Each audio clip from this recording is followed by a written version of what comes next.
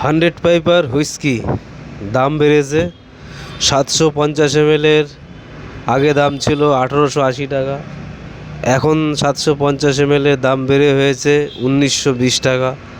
Alcohol আছে 42.8%। India West Bengal 2024-এর price. এই দেখুন, লেখাগুলো সব ছোট ছোট রয়েছে, বোঝা যাচ্ছে না।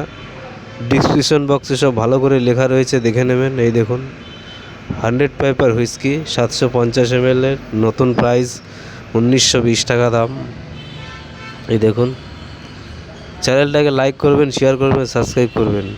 চ্যানেলটাকে লাইক করবেন, শেয়ার করবেন, সাবস্ক্রাইব করবেন।